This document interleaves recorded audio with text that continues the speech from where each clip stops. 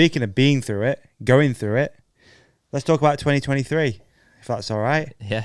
Probably a big topic that people might want to hear about, watching and listening to this. A brain aneurysm. Yep. It's quite gnarly, dude. Can you talk about that a little bit? Like, I'm not really know what the lift-off point is, but I really want people to have some takeaways from this because I don't really know much about it yet, I'll be honest with you. Yeah. But I find it so interesting, given the conversation we've just had about fitness, food, all the stuff, like, you know, really healthy guy. Yeah. And this happens. So could you walk us through how it happened, why it happened? Yeah, it's quite a life-changing moment. Yeah. I was in the middle of the third World Cup of the year in Pietra Ligure, and I was on the second stage of the day, and 2 or 3 minutes in, my head starts my ears start going like, you know, when you're in the airplane and you want to like pop your ears. So I start having that feeling, and like pressure. And sometimes it happened to me before. It happened this weekend. I think we go down so fast and we're maybe not breathing properly, and like I finish their stage and go like, oh shit, and pop my ears. So I was like, oh, I must be going so fast that my ears like need to pop. Like the I'm pressure winning today. the pressure is not going like Yeah. it's not going fast enough, and that just like keeps building, and then 2 minutes later, they pop. I was like, oh, okay, cool. Like we're good now. Keep going, keep racing, and just suddenly pressure in my head starts building up and starts hurting like hell, and then the pressure goes down into my neck, and I cannot move my neck. And I had crashed like 2 or 3 weeks before, and I like hurt a little bit in my shoulder and stuff. I was like, oh, maybe I've pinched my nerve on the shoulder or my neck or something, and like I'll get to the bottom, I'll lay on the floor, I'll relax, I'll move around a little bit, and I'll continue to the next stage. So all I was thinking is like, okay, let's make it to the bottom so I can lay on the floor and relax, and I'll be all good. And by the time I get to the end of the stage, I cannot move my head. I'm just like riding around, like I cannot look around on the corners and anything, like feeling like quite a bit of pain. And I make it to the finish line, lay on the ground, and there's some guys there, like the guy that was with social media for the race was there. I was like, oh, you're okay? I'm like, yeah, I just need to lay down here for a second. It's like, oh, have you crashed? I was like, no. I was like, oh, okay. And I'm just, so they're all like really confused, like, well, you haven't crashed, why are you like hurt? And I laid on the floor, and that was it. I couldn't stand up. Like every time I tried to stand up, the pressure will like increase in my head, and it'd be so painful. I couldn't even, like, I had to close my eyes. The light was hurting. Like it was like really, really painful. And to describe it, in case anybody ever goes through this, it's a pulsating headache. So every time your heart pumps blood, your head hurts. So that's like you have so much blood in there that every time you get more blood in there, like the pressure builds up, and so it's like on off, but like really strong. So yeah, I was just laying on the floor, and the guy that was there was like, should I call the medics? I was like, no, I'm gonna be okay. I haven't crashed. Like, I just need to relax. And eventually, like 20 minutes later, he called the medics. The medics come get me, and they have this really, really dialed emergency group in the area, in Finale area, like mountain rescue team and stuff. And they got me out of that single track into a 4x4. And as I'm in the 4x4, I can hear the doctor saying like, oh, let's go directly to the hospital. Because I think they were going to take me to like their little, like the tents they have set up for the event. Like, let's go directly to the hospital. I think he has a brain aneurysm. And that saved my life. Really? Yeah. Wow. Apparently, like, time is super precious with these things, because like you can do like really irreversible damage on your brain, all that pressure and stuff. So they took me directly to the hospital. I always say having an aneurysm maybe feels like really bad luck, but from the minute after I got my aneurysm, I was the luckiest guy, because I got that doctor that saw it immediately. Because the hospital in the town, 3 kilometers away from the stage, is one of the best neuroscience in like all of Italy. This little town with a little hospital. They have a full like neurosurgery Really? department. I was like within an hour, I was there like getting treated, and I had surgery that night for my aneurysm. Wow. And that just saved my life. Saved my life and saved my lifestyle, because I didn't have a single problem with it. Like, I got out of hospital 20 days later, and I can walk perfectly, I can speak perfectly, I can think perfectly, and that's a very rare thing. After this happened, I've spoken with a lot of people, and I've heard stories of other people with aneurysm and stuff, and I heard people that went to the doctor that say they had this horrible headache, and they send them home with an ibuprofen. Yeah. Like, oh, just see if it gets better in a couple hours. And like, in a couple hours is too late.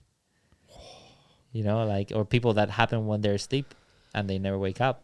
So Yeah. it was really like the fact that it happened at a race and that you noticed it and that you got down on the floor and dealt with it there and then was... It's luck. It's really good luck. Wow. Because it happens at your house, you may be like I was saying, like, no, I'm good. I'll have a Don't nap worry about it. I'll lay down. I'll see if I get better. Or maybe you're like an hour away from the hospital. You live an hour away from the hospital. That's another hour you've lost. Are these things normally, it's like you're okay 1 second and then the next you're not? Yeah. So I was going to kind of obviously ask you, like, was there anything weeks prior where you were like, okay, this is Nothing. nothing? I couldn't. Wow. It happens quick and it's very important, I guess, right? Because Yeah. it is basically a bleed, right? So an aneurysm is in one of your arteries.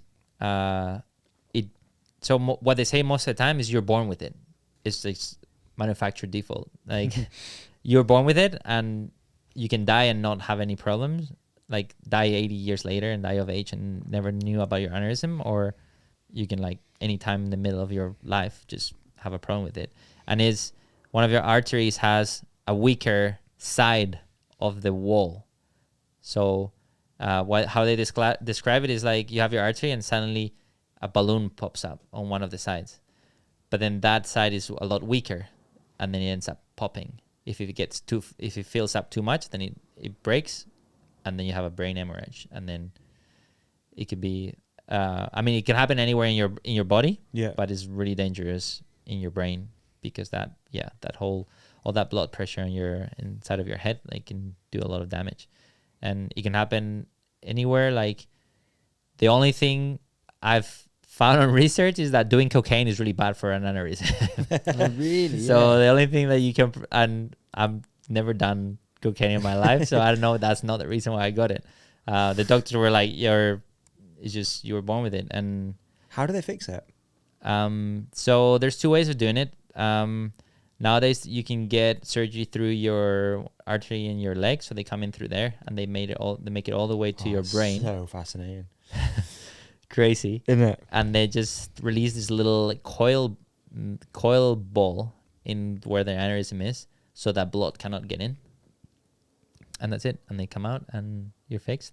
Unfortunately, that didn't work with me. They tried to do that, and they had to like just open me up and Oh, really? put kind of a clip, so they actually just closed that section of your artery or your vein or whatever, and then that way no blood will ever get in there ever again. Do you have a shunt? There's something called a shunt, isn't there? I don't know. What is that? No, don't know. My friend had an aneurysm and he has a shunt, I think it's called, but I don't know what it does. I have this tiny little clip on An there, implant. and then they obviously had to cut a hole in my skull, and then when they put it back, the piece that they took, they put some little like things to hold that in place. I don't know if that's what you're talking about. like some Okay. I metal don't things. know. No, I think his is. It's obviously so different for everyone. So I'll find out afterwards because I'm interested. That's yeah. What was the recovery process like? Well, just a lot of rest, really. Yeah. It was really hard because I don't think anybody knew or no doctors wanted to tell me what to do, because I was like, okay, so when can I ride my bike? Right? And they're like, and they were all like, just relax. You just had an aneurysm. Relax. There's no rush. I was like, no, there is rush. When can I ride my bike? And nobody wants to still tell me. make Some stage people- 5? yeah, some people were like, oh, maybe like 3 months, maybe like 4 months, maybe 1 year, maybe never ride your bike again. Wow. So yeah, I had to like a little bit find my way through it. I mean, anyone that's done any sport and had an injury, like there's always a process, right? Like you need to like little by little start doing things, and I just started executing the plan like if I had broken a bone. So I started for 15 days. I was in bed. I couldn't move because I was plugged to a load of machines and medicines and stuff. But the day like they moved me out of intensive care, and they started progressively disconnecting some of the machines of me. I think maybe it was like 15, 16 days later, they allowed me to walk for a little short amount of time. So I started walking a little bit and just doing like just to the bathroom and back, and then I started doing some like core exercises in bed. Like I just wanted to move. I've never been like I've been really lucky in my life. I've never been in hospital before, really. Oh, wow. I've never spent a night in hospital. Right.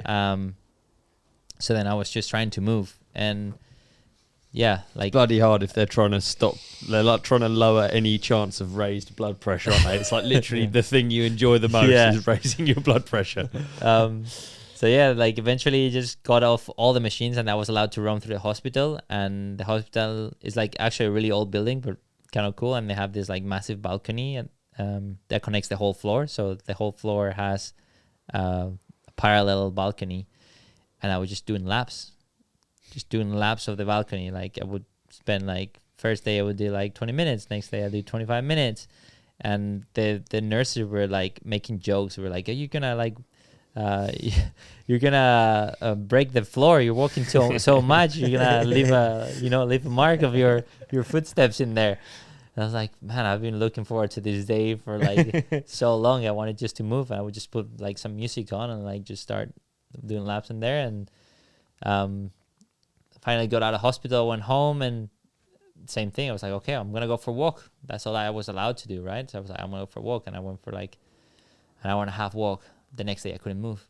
Really? I was like so sore, my muscles were enough for that. So I was like, okay, maybe I need to turn it down. Maybe I'll stick to like 45-minute walks and leave the hour and a half, 2 hour walks for later on, and just started building from that.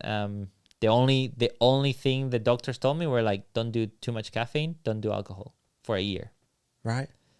I don't know, like they were like, don't drink Red Bull. I don't know if they thought that because I do extreme sport, I drink a lot of energy drinks, which I don't, but they were like, yeah, just don't drink Red Bull. I was like, no worries. I don't drink that. But yeah, they were like, don't drink alcohol, don't have too much caffeine, and see how you do. And how's it changed your life? Well, it's you realize that I was on this conception, right? You're young, you're like, I'm gonna be young forever, I'm indestructible. And the other thing I always was like, well, if you don't do anything wrong, nothing bad will happen to you. Right? So you're like, when we ride, we're like, well, if you send a jump that is too big for your skills, you're gonna fucking crash and you're gonna break a bone. Or if you like, I don't know, didn't tighten a bolt on your bike and it comes loose and your bike breaks while you're riding, like it's someone's fault kind of thing. It's someone's fault. Like it's your fault or someone's fault that you broke that bone. But they show me that you can do everything right. You can be the healthiest person in the world. The next day you can be dead for no reason, no other reason that just like you had a little problem in one of your veins, your arteries, whatever.